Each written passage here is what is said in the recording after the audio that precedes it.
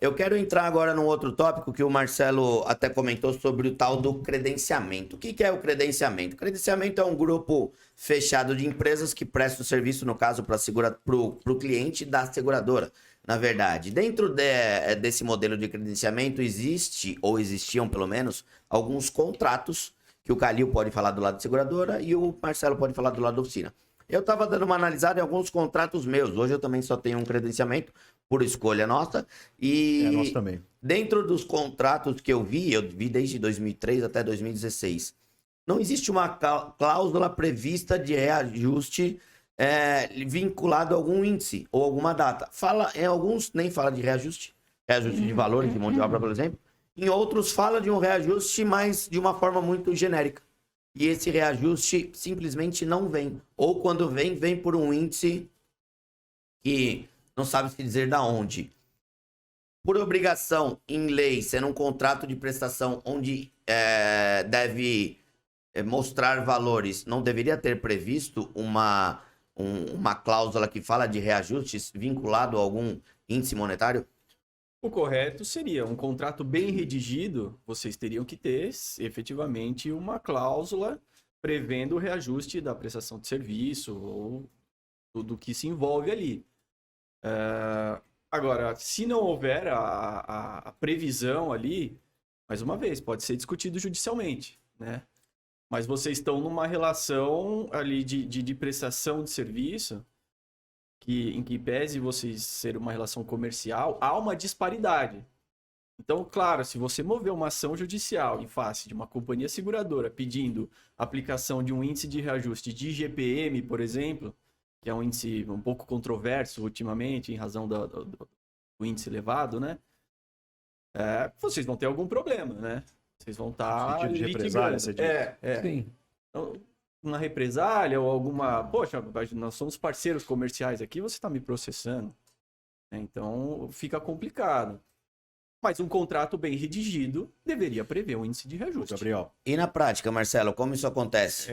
Eu ia até fazer um comentário disso. Eu não sei quanto tempo você advoga para oficinas ou não, conhece esse meio, mas eu ouço isso meu pai falar desde molequinho. Então, eu, sinceramente, eu nunca ouvi meu pai falar, e agora à frente da empresa, junto com meu irmão, nunca tivemos um contrato em que eu pudesse discutir as condições. Simplesmente assim, você quer? Assina. É o de adesão, o contrato É o de adesão. Exatamente. E eu vou até mais longe. Num contrato que um pouco mais de tempo aí que nós abrimos mão do credenciamento, sequer ele tinha valor de mão de obra definido. Você está falando de reajuste, não tinha nem a mão de obra definida lá. Então, você vê como é complexo esse mercado, esse meio nesse sentido, entendeu? Então, eu não tenho a liberdade de falar, pera um pouquinho, vamos discutir essas condições aqui, porque isso não me interessa, isso eu trabalho assim, isso eu trabalho assado, ou seja, é meio que imposto. Infelizmente é assim. Mais uma vez, daí a gente entra na atuação da associação. Sim. Porque daí a associação vai tirar o indivíduo e representar o todo. Perfeito. Né? Então não vai ter retaliação a um indivíduo. A ideia é representar o todo. E é nesse sentido, mais uma vez, do que a gente já conversou aqui, é sentar, é expor isso, colocar na mesa para a companhia seguradora. Fazer um negócio mais justo, né? Vamos fazer um negócio direito. E a gente, inclusive, pode colocar aqui, Calil, você com certeza já ouviu de oficinas como nós, quando você era da companhia, esse pedido, esse reajuste. Como que a companhia enxerga isso do outro lado? É justamente isso. Primeiro, você tem uma rede credenciada, onde que você quer manter. O seu interesse é que esse ponto não morra, porque senão o teu produto em si morre. Então você tenha prestadores. O porquê de um credenciamento, até do tema anterior, mas já puxando nesse também. O credenciamento, você tem um controle de qualidade sobre o mínimo que se espera de um reparador. Você sabe que existem várias maneiras de você reparar um veículo. E você tem uma gama de oferta muito grande sobre isso. Então você tem realmente aquela empresinha pequena que é para subsistência do cunhado, do irmão e assim vai. E a seguradora, obviamente, ela não pode trabalhar dentro de uma esfera dessa. Ela precisa de nota fiscal de reparos e tudo mais. Então, para isso que eu entendia o credenciamento na época que eu era de seguradora. Tá? Me orgulho de, na nossa época, isso tinha votos de todo mundo, diretoria e tudo mais, mas na nossa época nós fomos a primeira seguradora, a seguradora que eu trabalhava, a ter um indexador de reajuste no contrato. Era cumprido? Oi? Costumava ser cumprido? Sim, sim, sim. O que acontece é o seguinte, há uma dificuldade muito grande porque as diretorias vão mudando. E aí, e o processo de seguro também é muito auditado. Então, o que acontece? Se você vai reajustando pelo indexador 1, ou 2, ou 3, não vou falar nome, não é? Tem GPM, dólar, PCA, seja lá qual for. Você corre o risco de aumentar sobremaneira um problema. Isso dizendo para a seguradora. E aí, você tem uma gama de oferta de serviço naquele mercado aceitando um valor menor. Como é que você explica para um auditor, para os acionistas, que você paga um valor X para um determinado prestador de serviço? Porque a nossa rede é a melhor, a nossa pode fazer até ônibus espacial, reparar até ônibus espacial.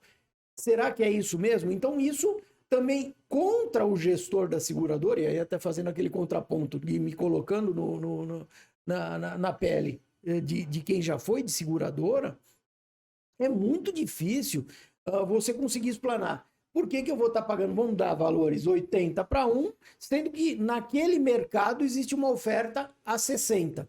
Então, isso é um negócio é uma linha bem tênue e complicada para a seguradora manter. Imagino. Agora, e manter e justificar.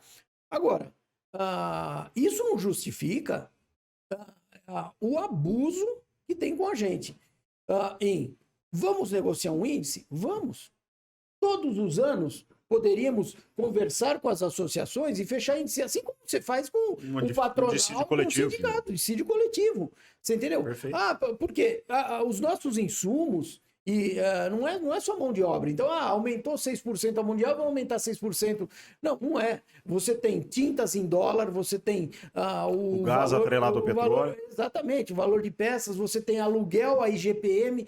Então, mas aí é que tá, voltamos de novo à conversa. Tem que todo mundo sentar, conversar. Agora, você não querer, e volto a dizer, não querer conversar é uma maneira de opressão com o mercado deselegante até. que busca até os primórdios da escravatura aqui no nosso país. Sabe, hoje o trabalhador ele tem direitos a reajuste que são balizados por governo, dissídio, tal, não sei o quê. O prestador de serviço, não. As seguradoras nos tratam como se vira com isso. Então é um negócio complicado. A gente precisa sentar e todo mundo expor o ponto para falar, vamos ter alguma forma de reajuste. Não dá para a gente ser tratado como era ter a mão de obra de 10 anos atrás, que é o que hoje se pratica, você entendeu? Então, a mão de obra que nós temos é muito, assim, nós mesmos temos dificuldade de repor profissionais nas nossas empresas. A gente participa de um grupo e todo mundo... E é uma mão de obra artesanal, né? Detalhe. Exato. E até rogando pelo bom senso... Por mais moderno que as coisas estejam, ainda é um negócio muito artesanal. Sim, e rogando pelo bom senso do mercado segurador, hoje você vê as empresas falando em balanço social... Você tem que saber quantas mulheres tem, quantos negros tem, você tem quantos homossexuais, você tem, exatamente, você tem tudo isso dentro de um escopo, vamos dizer, de um balanço social da empresa. Como é que vocês estão tratando o prestador de serviço? Essa pessoa tão importante... Que tangibiliza o produto que eles vendem. Exatamente, que entrega o produto que vocês vendem. Mas é isso uma coisa também... assim, anormal. É curioso de falar isso, né? Entendeu? Não, isso também já, inclusive, já chegou a aparecer em outros modelos de negócio. Na linha têxtil, por exemplo, fabricantes, vendedores, Sim. né, de grandes marcas mostrando trabalhos quase que escravos na hora da confecção. Mas um ponto me chamou bastante atenção, que foi a falta de informação das oficinas. É difícil do lado da companhia você mostrar e aplicar um aumento, colocar um índice de reajuste anual, se existe um mercado do lado de cá aceitando qualquer condição que vier. Exato. Então, Tem o que isso isso também. leva a crer é o quê? Que as oficinas têm que ter muito mais conhecimento e administração da sua empresa.